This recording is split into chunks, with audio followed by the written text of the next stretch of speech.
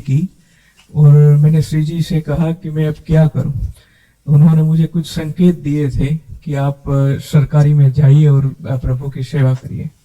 फिर सफलता नहीं मिल रही उसमें एग्जाम में, और अब है आप हमारी बात समझिए, आपको श्री जी ने संकेत किया, आप सफलता नहीं प्राप्त कर, दोनों बातें झूठी है ना, दोनों बातें झूठी हैं। आप सत्य को स्वीकार कीजिए। श्री जी के संकेत को आप जानने लगे।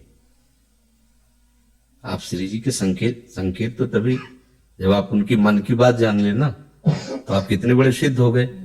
और फिर सफलता किसकी चाहते हो? प्रकृति जन्य की। आप श्री जी के संकेत को जान जाओगे तो श्री जी के प्रेम की सफलता चाहोगे, लोकवत नहीं। और ये लोक की सफलता, सुनो पहले, प्रारब्ध के अधीन है। इसकी सफलता के लिए श्री जी से प्रार्थना मत करो। हमारी बात समझे ना। विद्यारण्य जी एक बहुत बड़े महापुरुष हुए हैं।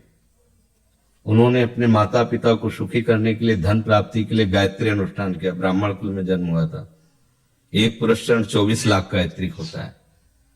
उन्होंने एक पुरस्चरण किया, 2 पुरस्चरण किया, एक बार भी कोई धन की प्राप्ति नहीं हुई। आखिरी में उन्होंने संन्यास लिया। जीव संन्यास लिया, माता गायत्री प्रकट हो गई। उनका अब इंद्रासन भी मांगो तो आपका, तो बोले अब क्या जरूरत है, अब तो वैरागी हो गया, विरक्त हो गया। माता पिता भी पधार गए, उनकी सेवा के लिए अर्थ चाहना। 23 पुरस्चरण किए, अब आप तब नहीं आए। तो उनका तुम्हारे अनंत जन्मों में ऐसे 24 महापाप थे जिनके कारण मैं नहीं आ पा रही थी। अब वो 23 पुरण से चरण से नष्ट हुए, पुरस्चरण से, और 24वां तुमने संन्यास लिया। तो अब आप जो चाहो पर, बोले अब चाहिए नहीं, क्योंकि अब सन्यासी हो गए, अब तो ब्रह्म प्राप्ति के लिए। तो इससे आभास होता है कि अगर हमारा बुरा प्रारब्ध है तो हमको भोगना पड़ेगा। हम कितना भी प्रयास करें वो हमें, तो हम क्या करें इसमें, जिससे हमें परम शांति हो। प्रभु के नाम का जप करते हुए उन पर दृष्टि लगाएं कि प्रारब्ध से हमारा भरण पोषण शरीर का भले, ये हमारा भरण पोषण आपसे होगा नाथ। तो वो एक ऐसे हैं जो आपके प्रारब्ध को भी मिटा देंगे। वो ऐसे शरणागत वत्सल हैं कि सब लिखा पढ़ी अलग कर देंगे। सुदामा जी को दरिद्रता का योग था।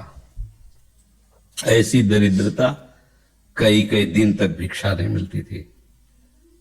ये जितने भी चरित्र हमारे लिए उदाहरण है। मांगने जाते थे तो मांगने से भी नहीं मिलता था, कई कई दिन। एक दिन उनकी पत्नी ने कहा कि हमारा आपका तो चरणामृत से भी गुजारा 2 दिन 3 दिन हो, 4 दिन हो, छोटे छोटे बच्चे तो मर जाएंगे ऐसे। कुछ तो उनका श्री कृष्ण के सिवा हमारा कोई नहीं। अब हम क्या कर सकते हैं? प्रारब्ध जब बिगड़ता है ना, वो कोई सफलता नहीं होने देता।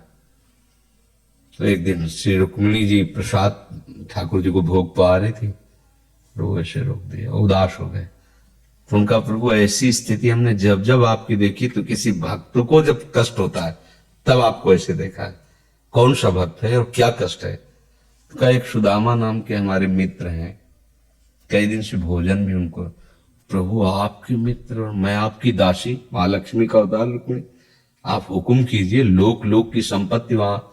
बोले उसको चाह नहीं है, हमारे मित्र को चाह नहीं है, और चाह ना होने पर हम विवश हैं। अगर वो चाह कर ले तो सारी व्यवस्था हो जाए। बोले पैदा करो जाके चाह। बोले उनके हृदय तो नहीं पैदा कर सकते, हम भी, क्योंकि जिस हृदय में भगवान का आश्रय और निरंतर चिंतन है वहां माया की चाह नहीं होती। बोले उनकी पत्नी के हृदय में, बोले प्रयास करते हैं जाके। भगवान संत वेश में गए, भिक्षाम दे, तो निकली। अतिथि का सत्कार करना गृहस्थ का धर्म होता है। हाथ जोड़ा और कहा हम असमर्थ हैं, आपको भिक्षा नहीं दे सकते। क्यों? बोले हम अपवित्र हैं, हमारे ऊपर सूतक लगा हुआ है। किस बात का सूतक? हमने एक पुत्र जन्मा है। तो ठीक है, हम 10-12 दिन बाद आ जाएंगे। बोले नहीं, आजीवन अपवित्र रहेंगे। तो ऐसा कौन सा? बोले दरिद्रता रूपी। विद्वान की पत्नी है, तो ऐसे उनका दरिद्रता रूपी पुत्र का जन्म, अर्थात सीधे कि मैं नहीं दे सकती या देने योग्य नहीं, ऐसा न कहीं कहा, मैं पवित्र हूं।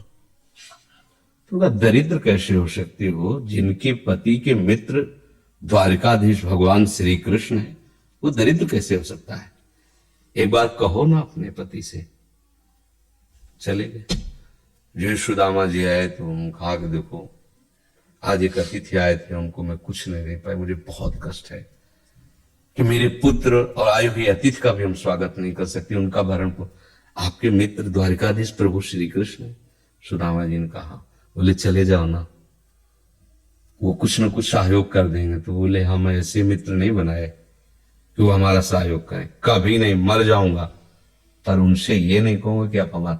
बोले मत कहना, दर्शन के लिए तो चले जाओ, वो सुना है इतने उदार हैं कि वो जाने पर ही दे देंगे। स्वामी ने कहा दर्शन के लिए तो जा सकते हैं, बहुत दिन हो गए, ठीक है, पर मित्र के पास जाए तो कुछ लेके जाना चाहिए, मेरे पास तो कुछ नहीं है।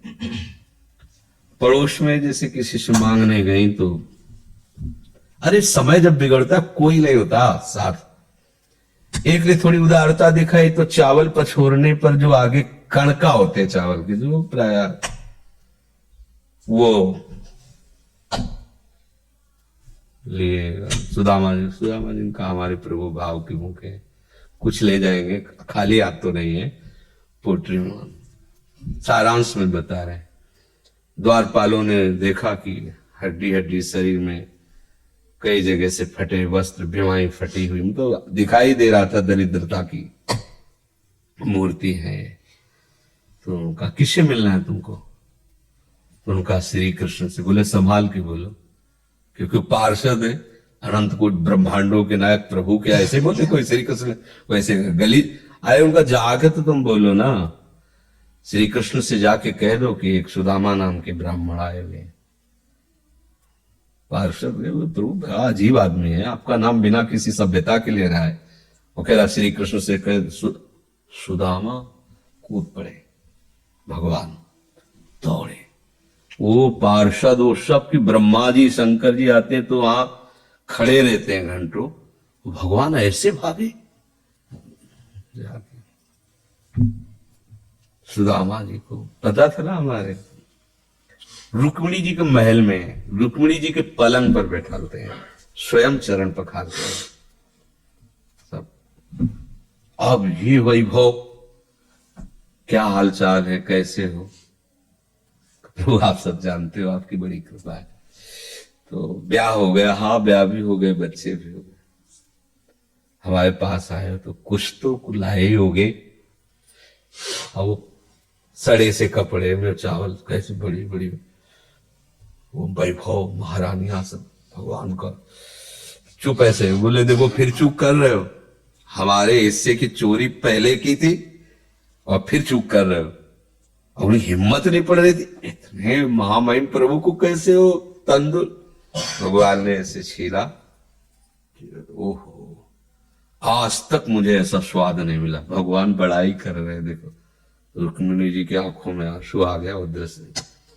भगवान पकड़ लिया हाथ, बस प्रभु हम आपकी सिवा नहीं रह सकती हो। भगवान तो सुदामा जी का स्वागत सम्मान को दे, अच्छे कपड़े पहनाए। जब चलने लगे ना तो भगवान की तरफ वो देखते, मतलब कामना नहीं पर कि देखा पत्नी कह रही थी जाओगे कुछ लोग कुछ, चले प्रभु, हाँ ठीक, इधर से ऐसे चले जाना, हाथ भी खाली। प्रभु ने कहा देखो ये कपड़े जो है ना महंगे हैं, रास्ते में तुम्हें चोर बदमाश, तुम अपनी पोशाक पहने इनको उतार दो। मुझे बड़ी कृपा, कपड़े भी उतार रहे और रास्ते में सोचे जा, देखो निगेटिवली सोच रहे, मेरे श्री कृष्ण मुझे कितना प्यार करते हैं। उन्होंने इसीलिए नहीं दिया कि दरिद्र कहीं संपत्ति पाकर मतवाला होकर मुझे भूल न जाए, मुझे कितना प्यार करते हैं। प्रभु के प्यार में मगन होकर सुदामा पूरी खड़ी जैसे द्वारिका। तो उनको भ्रम हुआ कि मुझे लगता है चलते चलते मैं पुनः द्वारिका आ गया। तो आप पूछ रहे हैं कि किसका है? भगवान के पास विधाता है। उनका प्रभु ये तो गलत हो गया, इनके भाग्य में हमने लिखा था 6 श्री, ऐश्वर्य का नाश, जीवन में नहीं ऐश्वर्य, 6 श्री। भगवान ने उसका उल्टा कर दिया यक्ष श्री। जैसे कुबेर का अथाह धन का खजाना, त्रिभुवन का खजाना वही है कुबेर के पास, जैसे कुबेर का खजाना यक्ष श्री।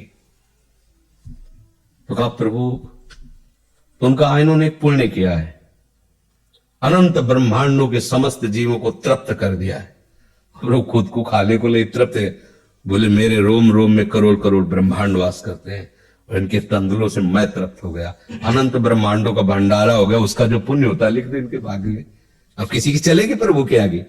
तो एकमात्र प्रारब्ध को मिटाने वाले भगवान है, कर तुम अकर तुम अन्यथा कर तुम। तो आप भगवान की शरण होकर उनका नाम जप कीजिए और उनसे प्रार्थना कीजिए कि आपको उचित लगे तो समस्या का समाधान कर दीजिए, नहीं तो मुझे समस्या से लड़ने का बल और विवेक दीजिए, बात बन जाएगी।